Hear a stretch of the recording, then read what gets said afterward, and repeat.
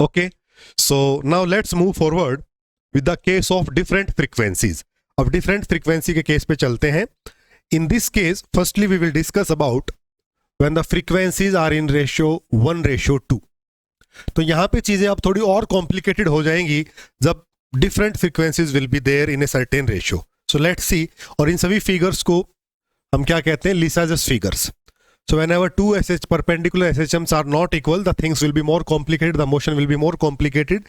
Let's try to understand it that omega y is equal to 2 omega x या omega 2 is equal to 2 omega 1. So omega 1 by omega 2 is equal to 1 by 2, 1:2. ये है. तो x is equal to a1 cos omega t हमने रखा. Now y is equal to a2 different amplitude. Omega is now 2 omega t plus delta. So these are the displacement equations. ठीक है. Equation means the frequency is double. यहाँ पे double change हो गई है. तो again we have to solve the equation. तो क्या करेंगे? इसको मैं y by a2 is equal to cos of 2 omega t plus delta लिखेंगे. उसको क्या लिखेंगे? cos of omega t is equal to x by a1. इसमें cos a प्लस b का फॉर्मूला लगाएंगे. तो cos a cos b minus sine a sine b का formula हमने यहाँ पे लगाया. और cos 2 थीटा का फॉर्मूला होता है 2 cos स्क्वायर थीटा माइनस 1. तो 2 cos 2 थीटा का फॉर्मूला हमने 2 cos square theta minus 1. cos delta sine 2 theta का फॉर्मूला क्या होता है? 2 साइन थीटा cos थीटा. वो फॉर्मूला हमने लगा के इसको ऐसे रख लिया है. ठीक है. देन ये सब्स्टिट्यूशन हो गया cos omega T sin omega T जो अब तक करते आए हैं, और उस इक्वेशन को हमने ऐसे लिख लिया. उसमें जब ये सब्स्टिट्यूशन करेंगे और इन टर्म्स को अभी जैसे यहाँ पे थोड़ा सा चेंज करेंगे. y by a2 minus cos delta will be plus cos delta minus 2x square by a1 square cos delta and this equation will be as it is. इनको थोड़ा सा रीअरेंज करेंगे और ये इक्वेशन बनती है. तो ये कोई याद नहीं रखनी है इस इक्वेशन को. आपके एग्जाम पॉइंट ऑफ व्यू से इतना इंपॉर्टेंट नहीं है कि डायरेक्ट ये इक्वेशन आपको पूछी जाए. But this will be the equation when ratio will be 1:2. But निकालनी आनी चाहिए अगर हमें कहीं से जरूरत पड़ती है. तो आइडिया सिंपल है. एक्स और वाई गिवन होते हैं. उसके बाद दोनों इक्वेशंस को सोल्व करिए, दोनों को एक दूसरे की टर्म में लिखिए and then you can find out the equation of motion कि क्या वो एलिप्स बन रहा है कि स्ट्रेट लाइन बन रहा है कि क्या बन रहा है. यहाँ पे डेल्टा का केस था तो सिंपल डेल्टा अभी हमने लिख दिया है. This is how you can write down this equation. ये इक्वेशन आ गई है. ठीक है. Now let's move. So in this case as omega y is equal to 2 omega x the equations were this one. And when we take this delta equal to 0, इस equation में आप delta equal to 0 जब put करेंगे so the equation will be of equation of parabola. ये equation आपके पास आएगी. x square is equal to a1 square by 2a2 y plus a2. मतलब एक ऐसा पैराबोला जिसका वर्टेक्स है 0 और माइनस a2 पे. So this will be the parabola. ये पैराबोलिक पाथ होगा. ठीक है. तो छोटा क्वेश्चन यहां से बन सकता है. कैसा पाथ होगा जब रेशियो 1:2 होगा? तो पैराबोलिक. ठीक है. तो ये एक छोटा क्वेश्चन हो सकता है. इसीलिए मैंने इसके डेरिवेशन पे आपको अलग से नहीं करके बताया. But yes, in this slide you will get this slide. You can always find out the derivation. सभी जो इंपॉर्टेंट स्टेप्स हैं वो मेंशन है. जस्ट हमको रीअरेंज करने से ही आपको ये मिल जाएगा. ओनली 1 और 2 steps are missing. Okay. Now with varying phase difference. अभी डेल्टा हमने 0 लिया था, ये डेल्टा 0 है. जब डेल्टा चेंज करेंगे so these will be the situations. तो 0 और पाई पे यू कैन सी पैराबोला है. जैसे पहले लाइन अपोजिट जा रही थी, इस तरह से भी पैराबोला अपोजिट है. ठीक है. एक ये क्वेश्चन छोटा क्वेश्चन बनता है, इसको कहते हैं फिगर 8. ये कुछ 8 जैसा बन रहा है. तो फिगर 8 किस फेज डिफरेंस पे बनता है? पाई बाई 2 पर. ये क्वेश्चन पूछा जा सकता है, छोटा क्वेश्चन. ठीक है. और 0 और पाई पे curves degenerate into parabola opening in opposite directions. तो ये वेरियस फेजेस बनते हैं. तो इनको बना के तो नहीं पूछेगा, इतना कॉम्प्लिकेटेड तो नहीं पूछेगा. बट यस, पैराबोला पूछा जा सकता है, ये पैराबोला पूछा जा सकता है, और ये एक फिगर 8 पाई बाई 2 पे पूछा जा सकता है. तो इसकी जो आप टेबल बनाएंगे उसमें क्या करेंगे? 1:2 की जो फ्रीक्वेंसी है जनरली उसमें पैराबोलिक बिहेवियर आता है. उसके बाद डेल्टा की वैल्यू रखेंगे 0, पाई, π/2, इन पे पैराबोला और इस पे फिगर 8। ये चीज आप इसमें ध्यान रखेंगे, ठीक है। So this is for this case. इसके अलावा भी हम समझते हैं कुछ और फिगर्स को। So there are two cases now. First is this commensurate frequencies and the second one is incommensurate frequencies. तो इन दोनों के होने से क्या फर्क पड़ता है? मतलब फ्रीक्वेंसी जैसे मैं कहूँ कि अगर रेशनल है लाइक 1:1, 1:2, 1:3, 3:2, ऐसे सिंपल रेशनल रेशियोज हैं, तो उस टाइम पे मोशन क्या है? पीरियोडिक है, it will repeat itself. Periodic motion क्या होता है?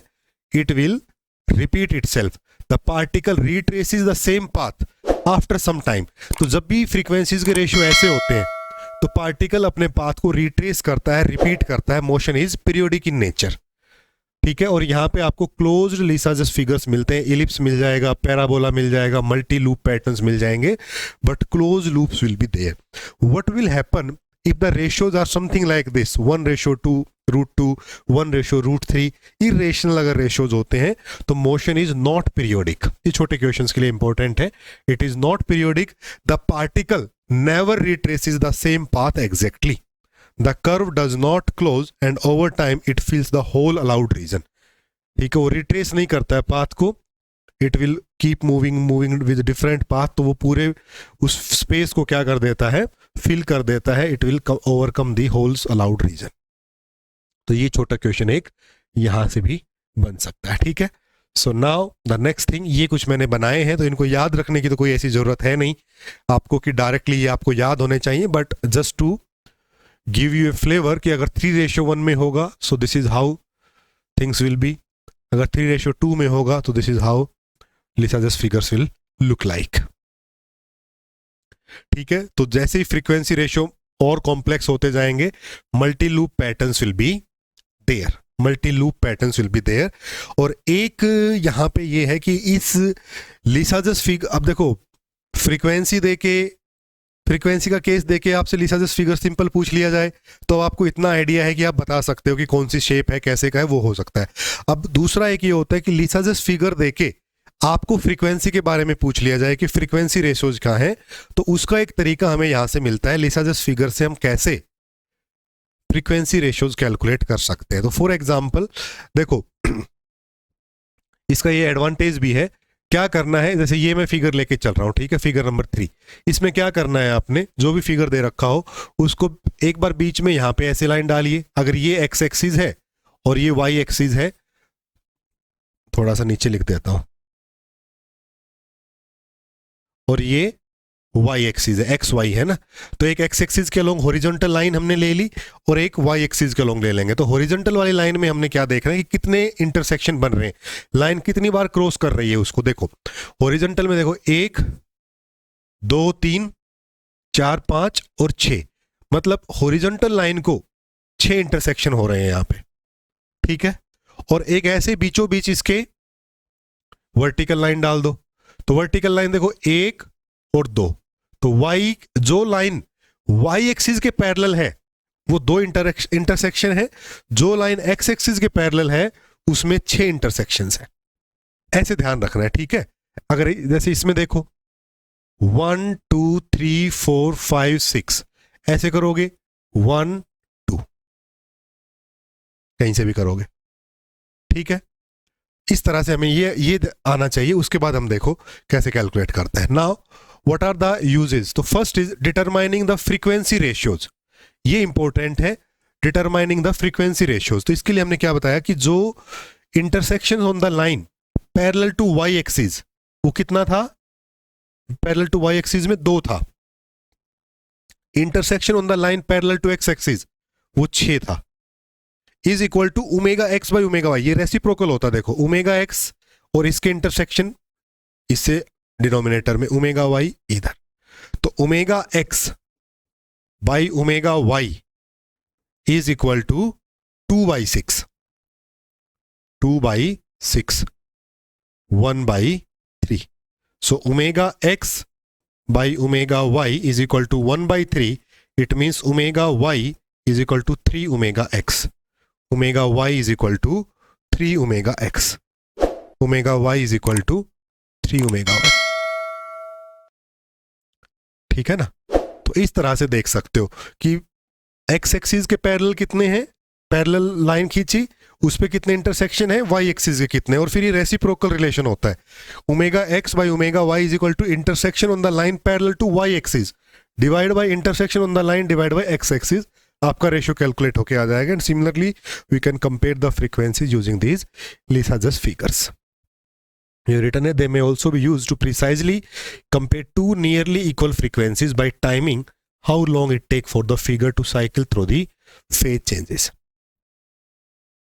तो फेज चेंज कितनी देर में हो रहा है.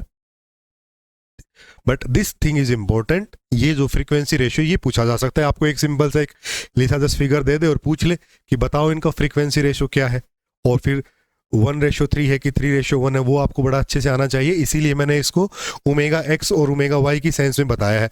फिर आपसे पूछा जाए कि ओमेगा एक्स और ओमेगा वाई कितना है, तो आप कहोगे 1:3 है. आपसे पूछा जाए omega y ratio omega x कितना है, आप कहोगे 3:1 है. ठीक है ना. चलिए, सो now we are done with the case of two harmonic oscillations, whether it is collinear in nature or they are in perpendicular to each other. वो केस हमने देख लिए, और उसमें हमने देख लिया कि फ्रीक्वेंसी सेम हो, फ्रीक्वेंसी अलग हो तो क्या होता है, फिर और फ्रीक्वेंसी जब नियरली इक्वल हो तो क्या होता है. ये तीन केसेस हमने दोनों उसमें पढ़ लिया. Now we are all set to discuss about और to generalize this case to n harmonic oscillators. n harmonic oscillations.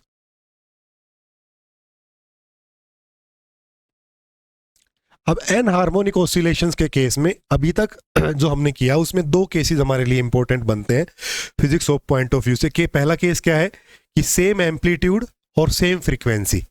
Amplitude और फ्रीक्वेंसी हम सेम रखें, और हर मोशन में, हर हार्मोनिक ऑसिलेशन में एक कांस्टेंट फेज डिफरेंस जो चेंज होता चला जाए. And successive initial phase differences, उनमें फेज डिफरेंस डिफरेंट रहेगा, थोड़ा थोड़ा थोड़ा थोड़ा. एक केस तो ये इंपॉर्टेंट बनता है. दूसरा केस क्या है कि सेम एम्पलीट्यूड हो और फेज सेम हो, बट फ्रीक्वेंसी में थोड़ा थोड़ा सक्सेशन हो. Equal successive frequency difference. ये दो केस हमने यहां पे पढ़ने, केस 1 और केस 2. बात समझ में आ गई. एक बार same amplitude frequency with initial phase difference is successively changing, and then amplitude और phase difference same and frequency is successively changing. ये दो केस हमारे पास n हार्मोनिक ऑसिलेशंस में इंपॉर्टेंट बनते हैं. इनको समझते हैं. ठीक है. So consider a superposition of n harmonic oscillations. Each has amplitude a0 and angular frequency omega. Angular frequency omega. Now each differs in the initial phase from its neighboring oscillation by a angle phi. तो पहला case हमने ले लिया है. तो पहले case में क्या है, फेज डिफरेंस चलता चला जाएगा, एम्पलीट्यूड सेम है, फ्रीक्वेंसी सेम है. तो देखो कितने अच्छे से हमने यहाँ पे डिस्प्लेसमेंट्स को लिखा है, x1 x2 x3 up to xn. a0 cos omega t, a0 cos omega t plus phi, a0 cos omega t plus 2 phi, and so on. तो nth के लिए क्या हो जाएगा, देखो सेकंड में यहाँ पे 1 फाई है, थर्ड में यहाँ पे 2 फाई है, तो nth में यहाँ पे क्या होगा, n-1 फाई हो जाएगा. अब जितने भी हार्मोनिक ऑसिलेशंस हो हम उसके लिए लिख सकते हैं. n के लिए हमने बना लिया है. यहां तक बात क्लियर है. अब क्या करना है, इसको ऐड करेंगे सुपरपोजिशन प्रिंसिपल से. तो सुपरपोजिशन प्रिंसिपल से इसको डेरिवेशन को मैं एक बार बता देता हूं कि ये कैसे आता है, फिर आगे चलते हैं. ठीक है. तो इसको कर लेते हैं जरा एक बार. देखो x is equal to a0 cos of omega t, x2 is equal to a0 cos of omega t plus phi, x3 is equal to a0 cos of omega t plus 2 phi, and xn is equal to a0 cos of omega t plus n-1 phi. ठीक है. तो जो net resultant होगा वो क्या होगा, x is equal to x1 plus x2 plus x3 plus xn. ठीक है. तो it is something equal to a0 cos omega t plus a0 cos of omega t plus phi plus a naught cos of omega t plus 2 phi and a naught cos of omega t plus n minus 1 phi.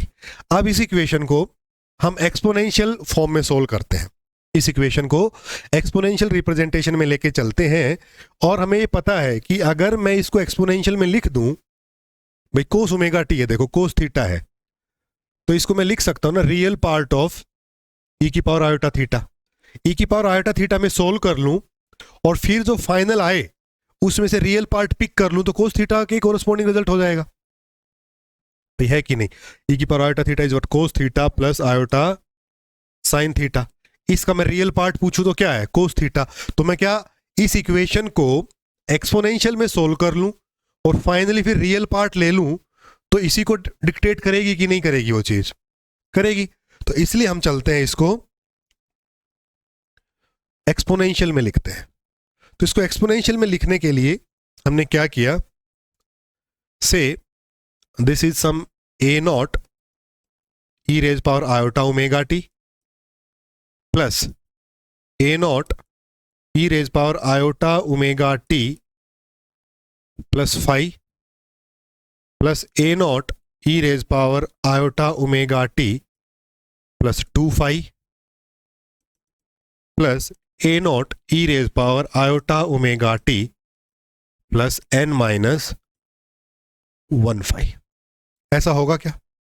तो इस equation से मैं a naught e raise power iota omega t अगर common ले लूं तो ये बन जाएगा 1 plus e raise power iota phi plus e raise power iota 2 phi plus e raise power iota 3 phi plus e raise power iota n minus 1 phi. ये हो जाएगा. ठीक है कि नहीं. सो एक बार इसको सोल्व कर लेते हैं. अभी ये तो ठीक है, इसको तो थोड़ी देर ऐसे ही रखते हैं, इसको सोल्व करते हैं. अगर मैं इस e raise power iota phi को a मान लूं तो क्या हो जाएगा, it is something 1 plus a square plus a cube up to a n minus 1. ये हो जाएगा. तो इट इज इक्वल टू से सम s. यहां पे लिख देता हूं s is equal to 1 plus a square plus a cube plus a of n minus 1. ठीक है. अब इसको सोल्व करना है, इसके सम को कैलकुलेट करना है. तो क्या करते हैं, इसको मैं a से अगर मल्टीप्लाई कर दूं as, it will be a plus a square plus a cube plus a4 plus an. ये हो गया. Now if I subtract this equation from this, so a minus 1s is equal to, देखो इसमें से इसको minus करेंगे तो a से चला जाएगा, ए स्क्वेयर से ए क्यूब से a4 से, और यहां पे कोई an माइनस 1 होगा वो इसको कर देगा. एक तो ये बचेगा और एक ये पहली और आखिरी टर्म बचेंगे सिर्फ, which is equal to a raise power n minus 1. नीचे है ये, ऊपर नहीं है. A raise power n minus 1. So this s is equal to a raise power n minus, देखा यही मैंने गलती कर दी, a raise power n minus 1 divide by a minus 1 divide by a minus 1.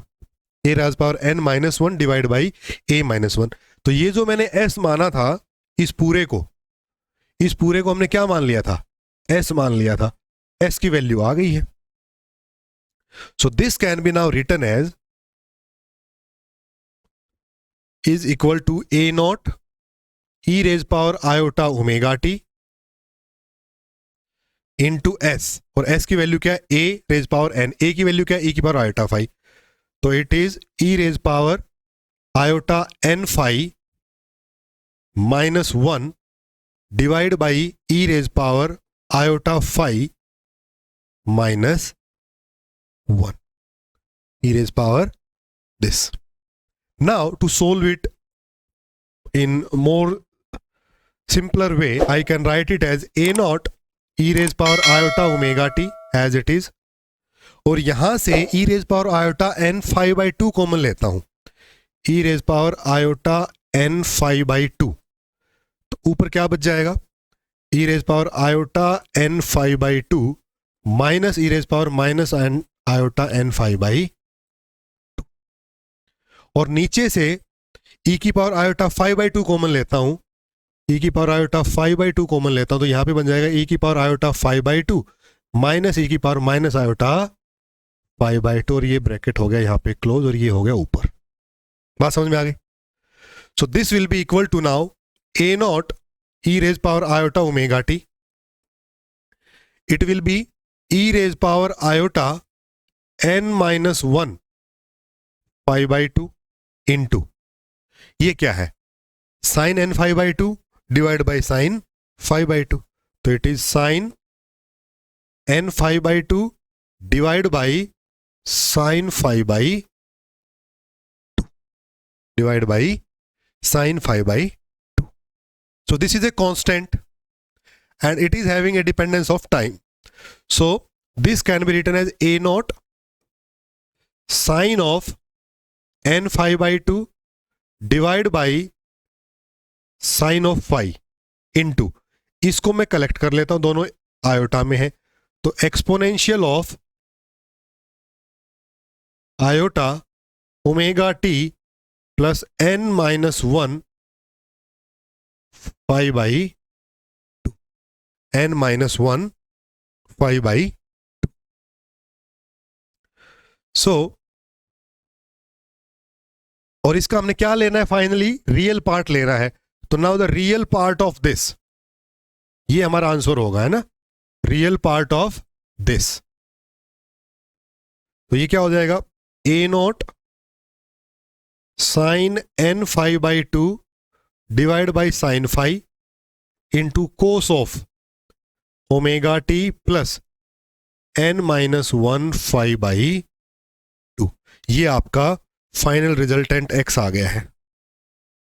So this is your resultant amplitude now, जो a naught था उसका resultant amplitude ये आया है, तो the resultant amplitude is equal to a naught sine n 5/2 divide by sine 5/2, ये आपको ध्यान रखना है रिजल्टेंट एम्पलीट्यूड. बट इस डेरिवेशन में अप्रोच अलग थी, उन डेरिवेशंस को एक को करने के बाद लगभग सारे वैसे ही थे, इसलिए मैंने थोड़ा स्किप किए थे कुछ पॉइंट्स, बट यहाँ पे ये अप्रोच एक अलग थी सोल्व करने की, इसलिए एक बार यहाँ पे सोल्व करके आपको बता दिया है. This is A and this is your A something A into cos of omega t plus 5, simple harmonic motion. Okay, अब चलते हैं इस पे, ठीक है. देखो ये हमने किया, इसको हमने सोल्व कर लिया, दैट्स ओके. नाउ ये हमने सोल्व किया, ये हमारा आ गया फाइनली xt, और इसमें हमने कहा कि जो रिजल्टेंट एम्पलीट्यूड है वो ये है a naught sine n 5/2 divide by sine 5/2, तो a r this is something, क्या बन गई, xt is something like a r cos of omega t plus, इसको मैं थोड़ी देर के लिए कुछ डेल्टा बोल देता हूं, it is a representing a simple harmonic motion. सही है कि नहीं? तो रिजल्टेंट एम्पलीट्यूड का फॉर्मूला याद रखेंगे, a r is equal to a naught, जब n हार्मोनिक ऑसिलेटर्स हो, n हार्मोनिक मोशंस हो और उनकी फ्रीक्वेंसी सेम हो, फेज सक्सेसिवली चेंज हो रहा हो तब. बात समझ में आ गई यहां तक?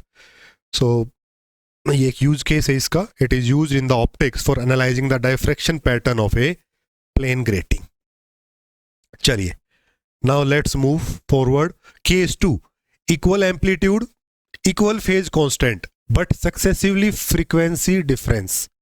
इस बार फ्रीक्वेंसी चेंज हो रही है, धीरे धीरे फ्रीक्वेंसी है वो चेंज हो रही है. इस केस को भी समझ लेते हैं, ठीक है. तो consider a superposition of n different harmonic oscillations, equal amplitude है, इक्वल फेज कांस्टेंट 0 मान लिया है, and the frequencies are uniformly distributed between a lowest omega 1 and highest omega 2.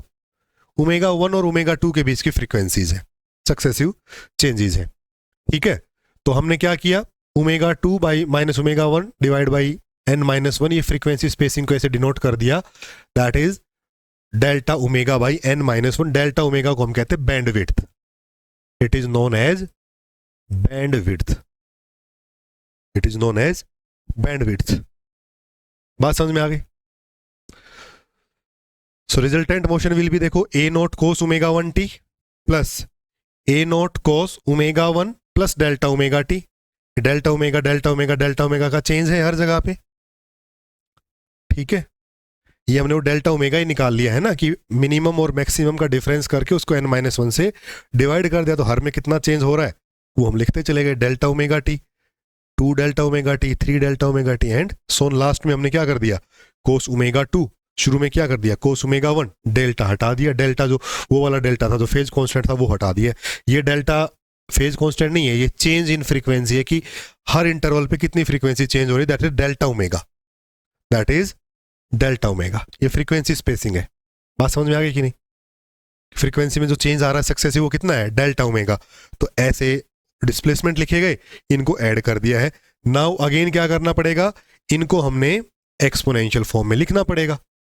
Exponential form में लिखेंगे, एक्सपोनेंशियल फॉर्म में लिख के बिल्कुल एग्जैक्टली सेम तरीके से करेंगे कि एक बार उसको ए मानेंगे, फिर उसको एस मान लेंगे, ए से मल्टीप्लाई कर देंगे, जो जैसा मैंने अभी किया था एग्जैक्टली रिपीट केस है, बस टर्म्स थोड़ी सी अलग है, वो टर्म्स आ जाएंगे। तो देखो ये हमने लिखा a naught e raise power iota omega 1t बाहर आ जाएगा, ये बन जाएगा।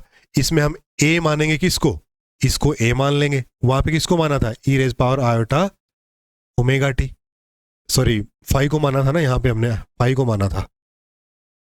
सी हेयर, ये रहा ई रेज पावर आयोटा फाई को, इनको हमने ए मान लिया था, इनकी पावर बढ़ती चली जा रही थी। इस केस में क्या है,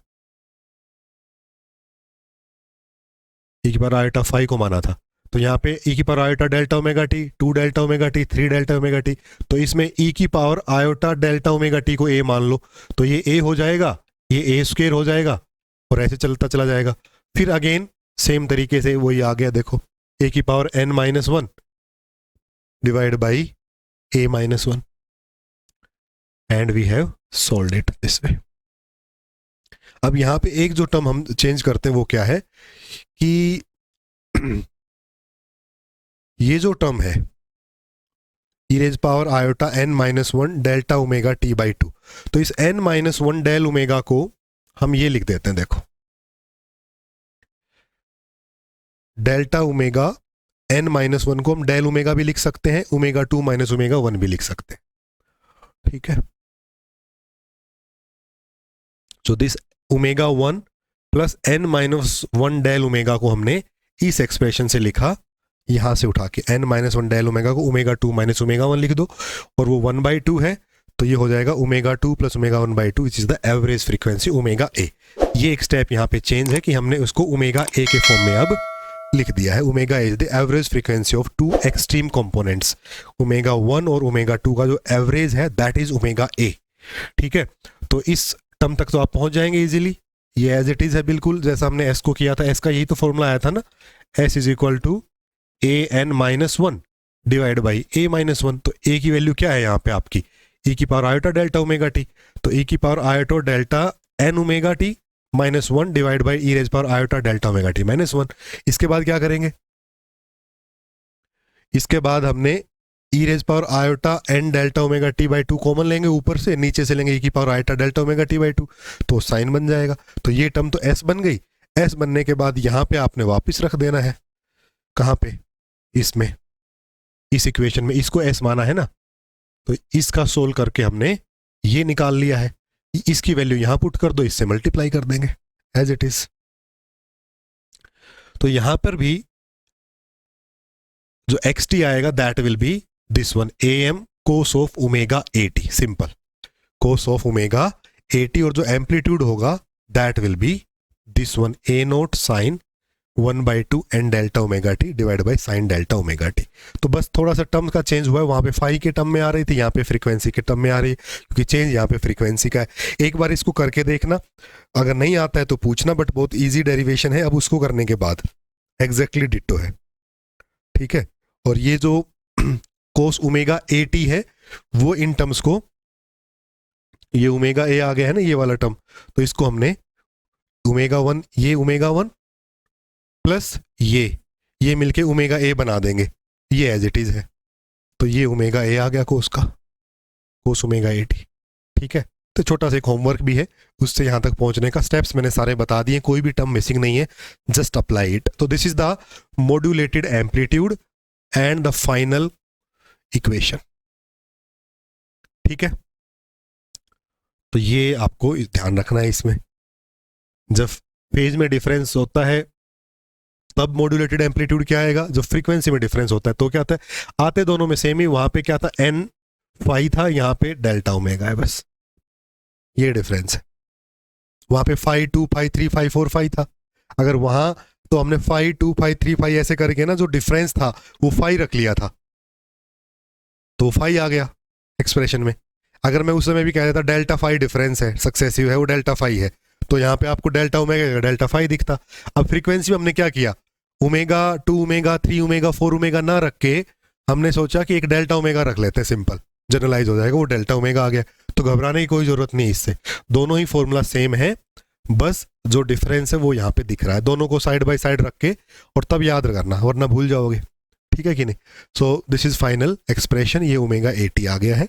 और एक काम और भी हो सकता है यहाँ पे, क्योंकि हमने कहा कि हमारे पास n हार्मोनिक ऑसिलेशंस हैं, तो अगर मैं n की जगह पे इन फॉर्मूलाज में 2 पुट कर दूं, इसमें भी हर जगह पे जहां जहां पे जरूरत पड़ी है, तो जो n इक्वल टू 2 का केस हमने किया था, 2 harmonic oscillation with slightly varying frequencies, वो सारा केस इससे बनना चाहिए और बनता है।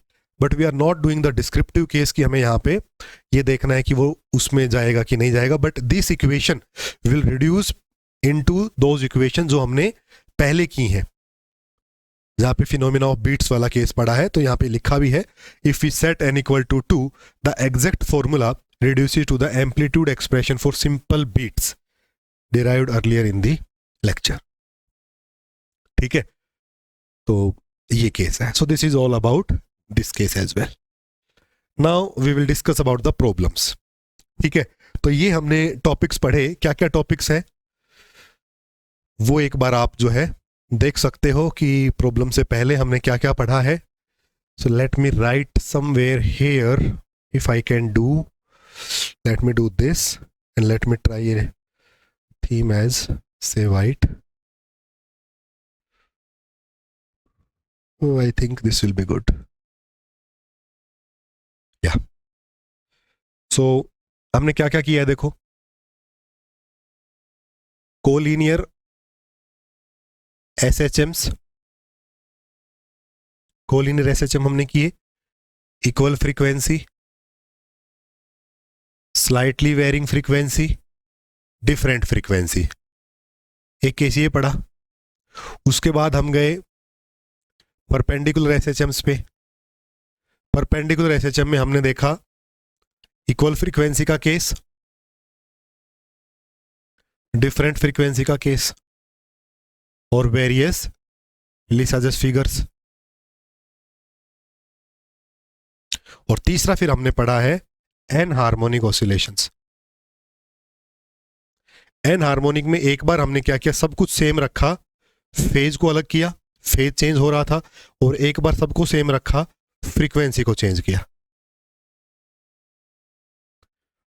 इन सभी केसेस की एक खासियत है कि निकाला क्या क्या है, रिजल्टेंट, एम्पलीट्यूड और फेज, एम्पलीट्यूड और फेज, एम्पलीट्यूड और फेज, और फाइनली उनका बिहेवियर। ये है समरी जो हमने इसमें की है। बस इस तरह से समझ के अब एक बार पूरा लेक्चर पढ़ने के बाद, पूरा नोट्स बनाने के बाद, आपने अब जो करना है वो क्या करना है, फाइनल एक टेबल में इन सभी के रिजल्ट्स डायरेक्ट लिख लेने हैं बस। एग्जाम कंडीशन में फिर वो आपको ध्यान रहने चाहिए, वो आपने रिवाइज करने हैं। लेकिन अगर हम डायरेक्टली जाते हैं ऐसे ही बिल्कुल कि इसमें ये ध्यान रख लेना ये, तो फिर तो पूरा ही वो रट्टाफिकेशन हो जाता, फिर तो उसका कोई मतलब नहीं था। लेकिन हमने पूरा उसको समझा है कि ये कैसे बन रहे हैं, क्या हो रहा है। Now we are all set to make a summary of this in 1 page, और उसमें आप ये लिख सकते हो कि भाई ये 3 केसेस इसके क्या है, इसके क्या है, इसके क्या है। तो ये पूरा जो है आपका हाफ पेज का ही काम है। ठीक है ना, तो एक समरी इसके पहले बनाएंगे, जब हम न्यूमेरिकल करेंगे उससे पहले एक पेज पे ये बनाना है आपने। बात समझ में आ गई क्या? तो this is all about this. Now let's discuss few numericals as well. देखो, so the first question is from the collinear SHMs that a particle is simultaneously subjected to two simple harmonic motions in the same direction। तो जैसे ही आपने देखा कि same direction का case है, आपको पता चल गया कि कोलिनियर SHM है, ईच ऑफ फ्रीक्वेंसी 5 हर्ट्ज। तो फ्रीक्वेंसी क्या है? μ1 is equal to 5 hertz and μ2 is equal to 5 hertz. The amplitudes are this and the phase difference between them is 45 degree. तो फेज डिफरेंस या तो डेल्टा मान लो 45 degree, या ऐसे मान लो φ10 है, φ2 45 है, तो φ2 माइनस φ1 इज 45 डिग्री। यहां से भी आ गया। एम्पलीट्यूड क्या है? A1 is 0.005 metre and A2 is 0.002 metre. ये एम्पलीट्यूड है। क्या फाइंड आउट करना है? देखो, find out the amplitude of the resultant displacement. Find out the amplitude of the resultant displacement, its phase relative to the first component. Phase क्या आएगा? Delta क्या आएगा finally, and the expression for the resultant displacement as a function of time. तो पहले तो क्या पूछा? Resultant displacement का एम्पलीट्यूड क्या होगा, मतलब रिजल्टेंट एम्पलीट्यूड ए पूछा है, और फिर पूछा है कि फाइनली एक्स कैसे लिखेंगे, वो लिखना है, और फेज क्या आएगा। अब पहला तरीका तो क्या है? अगर किसी को फॉर्मूला ध्यान नहीं है, अगर किसी ने ये नहीं किया है, तो वो क्या कर सकते हैं कि इसको ऐसे लिखो, x1 is equal to A1 cos of omega t, और x2 is equal to A2 cos of omega 1 omega 2t plus 45 degree. और इनको सोल्व करो, x1 प्लस x2 करके इक्वेशन को सोल्व करो, आपका आंसर तब भी आ ही जाएगा। लेकिन हमने अब इतनी जद्दोजहद की है किसी चीज के लिए, तो फॉर्मूला भी हमें ध्यान रहना चाहिए। वो फॉर्मूला क्या था? रिजल्टेंट एम्पलीट्यूड का फॉर्मूला क्या था? A square is equal to A1 square plus A2 square plus 2A1 A2 cos of φ2 minus φ1। देखो, A1 स्क्वायर पता है, A2 स्क्वायर पता है, A1 A2 जल्दी से वैल्यू पुट कर दो, कोस 45 इज 1/√2। ए स्क्वायर सोल्व कर लो, तो देखो कितना आ रहा है, जल्दी से सोल्व करो इसको। A1 A2 की वैल्यू पता है हमें, सारा फॉर्मूला पता है, रिजल्टेंट कोलिनियर में यही होता है सिंपल, तो इसकी वैल्यू हमें पता है। अगर ये फॉर्मूला हमें डायरेक्ट ध्यान है तो हम देखो आराम से क्वेश्चन कर सकते हैं, अदरवाइज वो सब सोल्व करने के बाद भी यही आएगा। तो A1 स्क्वायर करो, A2 स्क्वायर करो, 2A1 A2 कोस 45। एक चीज ध्यान रखना, ये 5 इंटू 10⁻³ कर लो इसको, और ये भी 2 इंटू 10⁻³ है, तो यहाँ भी 10⁻6 कॉमन रहेगा, यहाँ भी 10⁻6 कॉमन रहेगा, यहाँ पे -3 10⁻6 यहाँ भी कॉमन हो जाएगा, तो अब इजीली सोल्व हो जाएगा। देखो, तो जो ए स्क्वायर की वैल्यू आएगी, ए स्क्वायर की वैल्यू जो है that is equal to 43.14 into 10⁻6 metre square. तो ए की वैल्यू आएगी that will be the under the root of this, that is 6.57 into 10⁻³ metre. ये आपका ए आ गया है। ये वैल्यू किसकी आ गई है? ए की वैल्यू आ गई है ये, ठीक है ना। फेज क्या होगा? tan डेल्टा,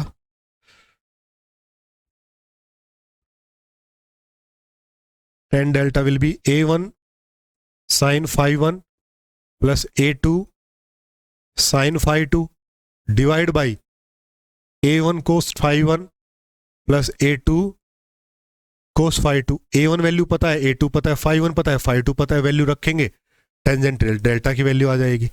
बट यस, ये थोड़ा कैलकुलेटिव पार्ट है, लेकिन हाँ, आपसे जब क्वेश्चन पूछेगा तो बहुत आसान पूछ लेगा कि 0 आ जाएगा, 1 आ जाएगा, फेज मतलब फेज 90 आ जाएगा, 0 आ जाएगा, कुछ ऐसा 45 आ जाएगा, ऐसी वैल्यू देके पूछ लेगा।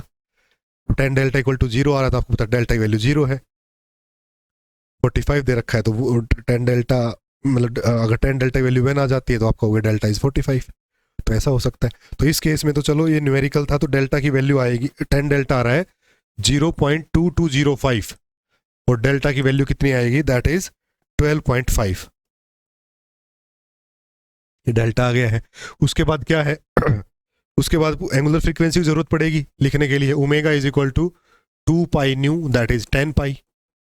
तो अब रिजल्टेंट क्या होगा, x विल बी a क्या था, इसकी वैल्यू 6.57 इंटू 10⁻³ तो 6.57 into 10⁻³ into cos of omega that is 10 pi t plus 12.5,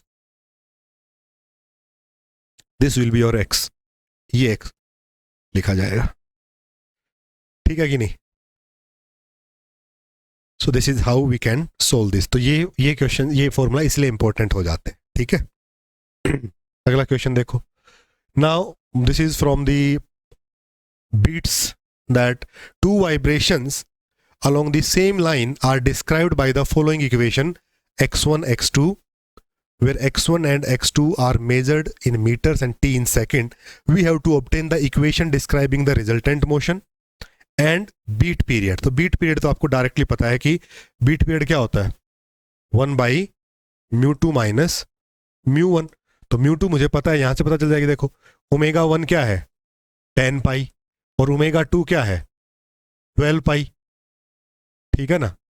तो 2 पाई μ1 इज इक्वल टू 10 पाई, तो μ1 इज इक्वल टू 5 और 2 पाई μ2 इज इक्वल टू 12 पाई, पाई से पाई चला जाएगा, μ2 इज इक्वल टू 6। तो 1/6 minus 5 that is 1 second. Beat period तो direct ही आ गया है। अब आपको इक्वेशन बनानी है इसकी। इक्वेशन देखो क्या आएगी। Now the frequencies are nearly equal, they are not exactly equal, they are nearly equal. 5 और 6, 5 और 6 है, नियरली इक्वल का केस है, कोलिनियर का केस है। कौन सा केस हो गया ये, कोलिनियर है, नियरली इक्वल है फ्रीक्वेंसीज। क्या कौन सा केस है, बीट्स वाला केस है। बीट्स वाले केस में ध्यान है, दो फ्रीक्वेंसीज हम बनाते थे जिसमें हमने कहा था फास्ट ऑसिलेशन और स्लो ऑसिलेशन। एक एवरेज बनाते थे, एक मॉड्यूलेटेड बनाते थे। तो वैसे कर लो। So omega A was simply 10 pi plus 12 pi by 2 that is 11 pi, and omega m was 12 minus 10 that is 2 pi by 2 that is pi। ये दो आएंगी, एक ओमेगा ए एक omega m, omega a and omega m. Now we have to remember that formula जो हम लिखते थे, that is x is equal to, resultant motion कैसे लिखते थे, इसका हमारे पास वो नहीं है खाली page, yes. So x is equal to am cos of omega a t, ये होता था। तो am क्या होगा, am was a1 square plus a2 square plus 2a1 a2 cos of 2 omega m t, cos of 2 omega m t. तो ये होता था am स्क्वेयर। तो a1 इज क्या है, इनका एम्पलीट्यूड देखो 0.003, सो इट इज 0.03 का square plus 0.03 square plus 2 into 0.03 square, दोनों का multiply into cos of 2 omega m. तो कोस ओमेगा एम कितना आया है, पाई, तो that is cos 2 pi t, ठीक है। तो कितना हो जाएगा देखो, ये 2 इंटू 0.03 का स्क्वायर में कॉमन ले लूं तो it is 1 plus cos of 2 pi t is equal to am square, which is equal to 2 of 0.03 square into 1 plus cos theta that is 2 cos square pi t. 1 plus cos 2 theta is 2 cos square theta by 2, ये होता है ना formula, 1 plus cos 2 theta 2 cos square theta by 2, ठीक है। So it is 4 times 0.03 का square into cos square pi t, it is equal to am square. तो am की वैल्यू कितनी हो जाएगी, इसका under root that is 2 into 0.03 square चला जाएगा ना सारा, 0.06 कोस ऑफ पाई टी, ये AM आ गया है, तो AM की वैल्यू कितनी आ गई 0.06 cos of pi t into cos of omega A that is 11 pi t, ये आपका रिजल्टेंट आ जाएगा 0.06 cos pi t into cos of 11 pi t. तो ये आपका स्लोली वेरिंग पार्ट हो गया, ये आपका फास्ट ऑसिलेशन पार्ट हो गया, ठीक है ना। जरूरत तो नहीं है यहाँ बहुत अच्छा साफ से लिखने की, आई होप। तो x is equal to 0.06 cos pi t, ये AM है, और cos of omega a 11 pi t, ये वो है। तो this is AM which is responsible for slowly varying thing and it is responsible for fast oscillation, it is responsible for fast oscillation. तो ये सब हमें कैसे पता चल पाया, जब हमें कॉन्सेप्ट क्लियर था तभी हम वो एग्जैक्ट फॉर्मूला लगा पाए, तभी हम देख पाए कि बीट के केस में AM कैसे निकलेगा, और ये ओमेगा M और ओमेगा A जो डेरिवेशन के लिए सोल्व किए थे वो बड़े इंपॉर्टेंट थे। यहाँ पे ओमेगा 1 और ओमेगा 2 से हमने ओमेगा A और ओमेगा M जो निकाले हैं उनसे डायरेक्ट हमारा क्वेश्चन हो गया। बीट पीरियड तो हमें पता है 1/μ2 - μ1 से 1 सेकेंड आ गया है, ठीक है। Okay, so this is all about this lecture and this concept where we have discussed about the superposition of harmonic oscillations. I hope the things are now clear to you. एक बार इसको revise करेंगे, कोई भी doubt होगा तो पूछेंगे। Bye bye, have a good time.